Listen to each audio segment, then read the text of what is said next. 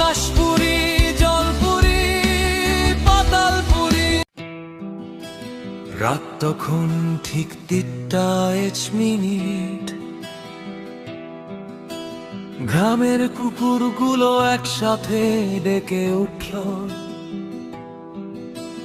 কিন্তু সে ডাক স্বাভাবিক ছিল না। কান্নার মতো যেন কেউ কষ্টে চিৎকার করছে। সাজ্জাদ ঘুম থেকে লাফিয়ে উঠল, তার বুক ধড়ফড় করছিল, ঘাম ভিজে গেছে শরীর। কারণ এই সময়ে ডাক সে আগেও শুনেছে, আর যখনই সে ডাক শোনা গেছে, গ্রামে কেউ না কেউ হারিয়ে গেছে। সাজ্জাদের গ্রামটার নাম ছিল চন্দ্রডাঙ্গা। এই গ্রামে একটা পুরনো কথা চালু ছিল, যে রাত 3টের পর পুরনো পুকুরে যায়, সে আর মানুষ হয়ে ফিরে আসে না।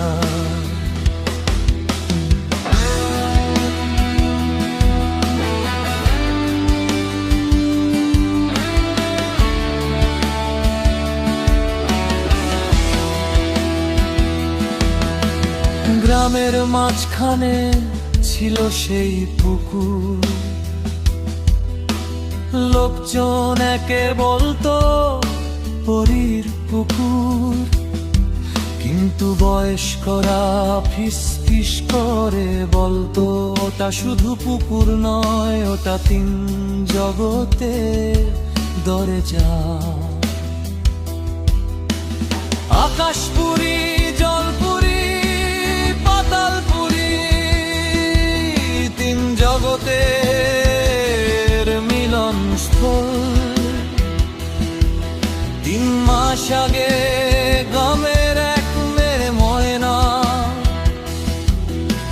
রাতে জল আনতে গিয়ে আর ফিরে। পরদিন সকালে পুকুর পাড়ে পাওয়া গিয়েছিল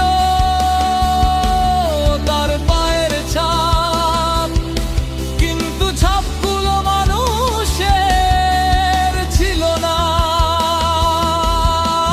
পায়ের আঙুল ছিল লম্বা, আর গোড়ালির নিচে ছিল আগুনে পোড়া দাগ। গ্রামের কবিরাজ বলেছিল, এটা পাতালপুরীর ছাপ।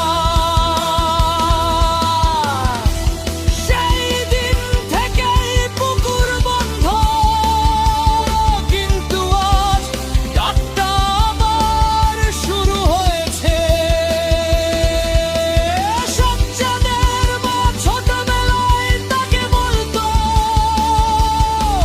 তুই সাধারণ মানুষ নস সাজ্জাদ। তোর জন্মের রাতে আকাশ লাল হয়েছিল, পুকুরের পাবি উঠলে উঠেছিল। সাজ্জাদ তখন বুঝতো না, আজ বুঝতে শুরু করেছে। কারণ গত কয়েকদিন ধরে সে স্বপ্নে দেখছে, এক আকাশ পরি কাগছে,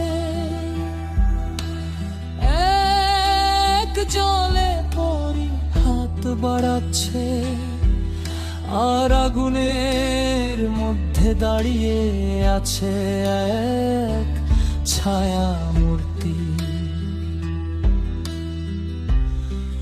সবাই একই কথা বলছে।